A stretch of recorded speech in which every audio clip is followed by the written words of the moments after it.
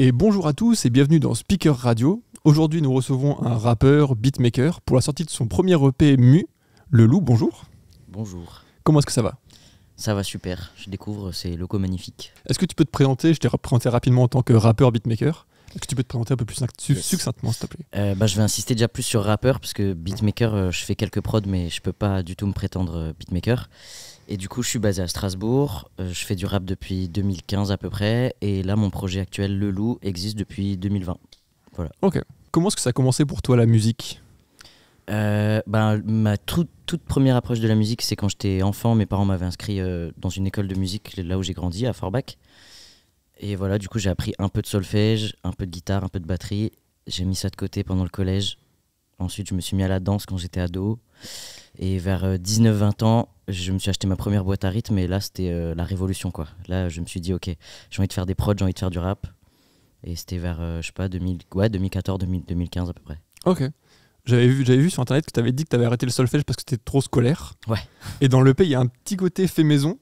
C'est vraiment un choix assumé ou c'est juste avec les moyens du bord, on fait ce qu'on a à faire ? Entre les deux. J'aime beaucoup l'esthétique un peu lo-fi et aussi le côté un peu bricolage. Mais c'est pas non plus quelque chose sur lequel j'ai envie de rester forcément, quoi. Tu vois, j'ai envie que ma production elle puisse s'affiner quand même avec le temps. Donc du coup, voilà, j'ai envie de cultiver un truc un peu entre les deux. Ok, ça marche. Tu as aussi cité beaucoup d'influences dans toutes tes présentations, comme Népal, Mac Miller. Aujourd'hui, qu'est-ce qui t'inspire ? Trop de trucs. J'écoute plein de trucs différents. Là, en venant, j'ai écouté le dernier album de Algi, tu vois, et en même temps, à côté de ça, là, il y a Veust qui a sorti un disque il n'y a pas longtemps que je trouve trop lourd. Du coup, tu vois, genre, c'est vraiment très large. Quand je suis sous, j'aime bien écouter de la techno. Quand il fait beau, j'aime bien écouter Jul. Enfin, tu vois, c'est vraiment très, très large. Mais Népal et Mac Miller, je trouve que c'est assez juste et c'est peut-être ce de quoi je me rapproche le plus pour l'instant. Voilà. Là, je trouve qu'il y avait vraiment dans l'EP, je l'ai écouté là avant que tu arrives. Je trouvais que c'était vraiment plusieurs aspects qu'on retrouvait de chez eux, qu'on retrouvait.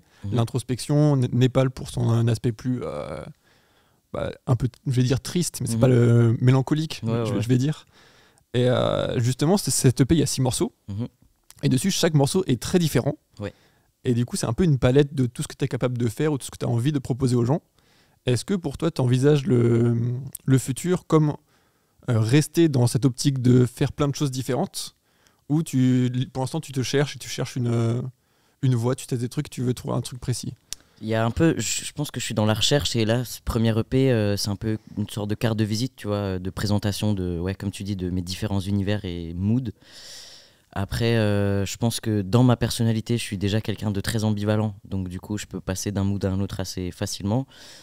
Mais si maintenant je dois me lancer sur l'écriture d'un album, je vais essayer, je pense, de me focus un peu plus, tu vas avoir un fil rouge un peu plus concret, quoi. Ok. Voilà. Ok. Alors ma prochaine question, c'est, comme tu dis, il y a plusieurs choses ambivalentes, il y a plusieurs aspects, mais pas que dans les prods, mais aussi dans le mood qu'on ressent. Il y a des morceaux très introspectifs, comme Pas sommeil ou même C'est la fête. Et il y a des morceaux plus festifs, comme Dimension parallèle. Comment est-ce que toi tu choisis est-ce que tu choisis déjà les moods que tu vas faire avant de faire les sons? C'est quelque chose, en faisant le son, ça vient? En fait, selon le mood dans lequel je vais être, du coup, ce que je vais écrire va découler de l'humeur dans laquelle je suis, tu vois, mais je me pose jamais devant mon écran ou devant une feuille en me disant ok, là il faut que j'écrive un morceau triste, tu vois, ou là il faut que j'écrive un banger. C'est vraiment en fonction du mood. Je sais pas si je suis dans une période où je fais beaucoup la fête, et tu vois, il y a des anecdotes qui vont m'inspirer des phases. Si c'est une période où je suis beaucoup chez moi en train de réfléchir, tu vois, tout est en fonction de ce que je vois et de ce que je vis, quoi. Voilà. Ok. Et aussi dans la manière de raconter des histoires, du coup, il y a plusieurs flows différents, évidemment, vu que c'est un EP et que tu montres un peu la palette, comme on a dit. Mais il y a aussi plusieurs manières de d'écrire les histoires. Je pense notamment, moi, c'est l'intro qui m'a beaucoup marqué. On a l'impression que c'est vraiment chaque phrase, c'est un cliché, une photo, comme une métaphore. Et après, tu vas raconter des histoires un peu plus traditionnelles, dans le sens de l'écriture, dans grandes histoires. C'est un peu l'histoire d'un festivalier qui commence un festival et ça part en couille après. Ouais. Comment est-ce que tu construis tes histoires? Déjà, l'idée de photo, ça me parle grave. Je pense que même sur Grandes Histoires, qui est un truc un peu storytelling, un peu plus linéaire, j'aime bien cette idée de photo et d'image assez concrète, tu vois. je sais que je peux avoir des fois une écriture qui peut être cryptique, mais j'aime bien revenir sur des images très concrètes, tu vois, des photos. Je sais pas, ouais, dans Grandes Histoires, on a l'histoire de retrouver ses potes à la barrière pleine de pisse, tu vois, ou sur l'intro, il y a genre, je sais plus, genre, on aurait photo d'une ex sur un jetable, photo sur ex bonne à jeter, tu vois, des trucs très concrets, et en même temps, avoir des trucs un peu plus décousus, quoi. Voilà. Okay. Du coup, c'est plus comme ça, c'est plus des punchlines qui vont arriver, qui vont déclencher une image. Genre, je réfléchis pas trop en termes de punchline, mais genre, je vais écrire un truc, tu vois, je vais écrire plusieurs phrases qui vont en amener à une autre, et puis une image en amène à une autre, et puis d'un coup, t'arrives sur la phase vraiment photo, tu vois, le truc vraiment marquant, tu dis, ok, peut-être que ça, c'est une punchline, ou en tout cas, peut-être que ça, c'est une phase qui va marquer un peu l'esprit et qui va rester en tête, quoi. Donc, je le choisis pas forcément, mais je réfléchis un peu comme ça, quoi. Ok. T'as fait de la danse aussi, t'es aussi passionné par ça, par le théâtre. J'ai cru voir. T'as commencé avec le beatmaking, puis le rap, puis la danse, puis le théâtre. Est-ce qu'il y a une volonté de, c'est un peu un grand mot, mais d'être un artiste complet, de vouloir rassembler tous les domaines qui t'intéressent? Il y a un peu de ça. Je pense pas que je deviendrai un jour un grand danseur parce que c'est pas dans mon optique, mais en tout cas l'idée de spectacle complet plus qu'artiste complet, c'est un truc qui revient beaucoup chez moi. La scène, c'est vraiment le truc le plus important que dans mon projet, et du coup j'envisage vraiment d'avoir de la danse sur scène, de pouvoir avoir une scénographie et tu vois un côté vraiment théâtre et spectacle complet. Et ouais, c'est des trucs que j'aime beaucoup en fait, la mise en scène et le spectacle vivant de manière générale. Et justement, pourquoi cet amour de la scène? Parce que j'ai vu vraiment qu'il y avait ton projet Le Loup, il est vraiment axé sur la scène, c'est vraiment ce qui te motive. Pourquoi? Bonne question. Non, je sais pas, j'ai commencé le théâtre quand j'étais tout jeune, genre vers 5-6 ans. Et du coup, ça m'a pas quitté jusqu'à mes 18-19 ans. J'ai fait un bac théâtre et tout. En parallèle, du coup, quand j'étais ado, j'ai fait de la danse. Et du coup, je sais pas, c'est un truc que j'ai depuis toujours. J'aime bien faire le pestacle.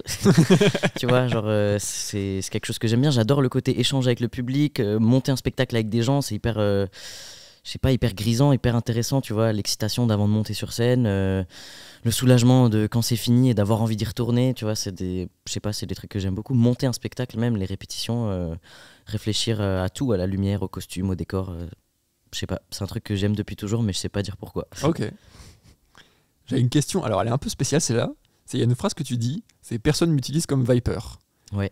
Est-ce que c'est une référence à un jeu ou pas? Viber, c'est une application. Ah, Viber. Mais, ouais, Viber. C'est genre, je crois que ça devait être à l'apparition de WhatsApp et tous ces trucs-là, sauf que c'est une app que personne n'utilise. Genre, tu vois la preuve, tu vois même pas ce que c'est. Ouais. Voilà. Non, moi j'avais compris en fait j'avais compris Viper. Est-ce que c'est une référence à un jeu que j'aime bien, Valorant? Ok. J'allais partir là-dessus, mais du coup non. Non, du coup je t'avoue, je suis pas trop gamer. Genre GTA j'aime bien, Street Fighter à l'ancienne, les Tekken et tout, mais sinon je t'avoue, je suis pas trop gamer en vrai.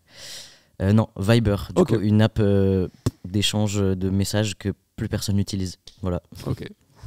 Mais du coup, c'est quoi tes autres passions dans la vie de tous les jours, hormis la musique et l'art en général?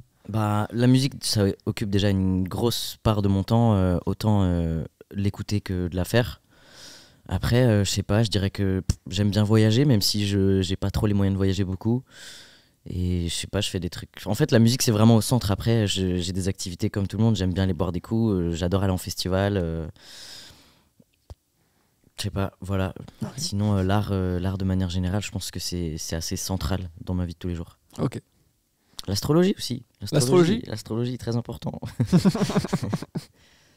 L'astrologie ou le tarot Le tarot et l'astrologie, la spiritualité de manière générale. Ok. Et c'est quelque chose, maintenant que tu le dis, c'est quelque chose qui peut venir dans tes... À fond. Okay. J'avais sorti un freestyle à l'époque qui s'appelait Rétrograde, qui parlait de Mercure en phase de rétrograde. C'est un bail... Mercure, c'est la planète de la communication, et quand elle est en rétrograde, donc elle se met à reculer et aller très doucement. Et donc tout ce qui est communication, transport, échange d'informations, c'est le bordel. C'est quand tu loupes ton tram, c'est quand, je sais pas, tu veux envoyer un message à ta meuf, en fait tu l'envoies à ton patron. Il n'y a plus internet, ton lave-linge il pète, tu vois, des merdes comme ça. Du coup, l'astrologie, je trouve que c'est une super manière de lire la vie, tu vois, c'est hyper poétique. En même temps, c'est pas une science exacte, tu vois, mais j'aime beaucoup ce médium pour regarder la vie. Voilà. Ouais. Une nouvelle façon de voir le monde. Mais, Ouais, puis c'est un truc en fait qui est là depuis tellement longtemps. Je me dis qu'en fait, c'est pas possible. Il y a trop de coïncidences quand tu lis le thème astral d'une personne. C'est pas possible que ce soit complètement bidon, tu vois. Genre, je sais pas. Pour moi, c'est une manière de lire la vie que je trouve poétique et on y croit pas, je m'en branle. Moi, ça m'aide à me donner des petits repères, tu vois, dans la vie de tous les jours, c'est cool. Ok. J'ai une dernière petite question. Tu dis, je t'ai préparé plein de grandes histoires, viens les écouter en festival. Où est-ce qu'on peut te retrouver en festival ? Et ben cet été, on va se voir au Cabaret Vert à Charleville-Mézières, donc ça c'est trop cool. Pas d'autres dates pour cet été de prévu, mais à partir de la rentrée, ça va commencer à jouer Strasbourg et alentour. Et du coup, ce son, je l'ai un peu prévu pour les festivals, donc pour cet été, même si c'est un peu raté, l'été prochain on se voit en festival. Ça marche. Merci beaucoup Loul d'être venu. Merci à toi. Et on rappelle que l'EP du coup Mu est disponible sur Spotify. Allez streamer ça, le clip de C'est la fête. En animation. Exactement. Et magnifique. Exactement. Merci beaucoup. Merci à toi.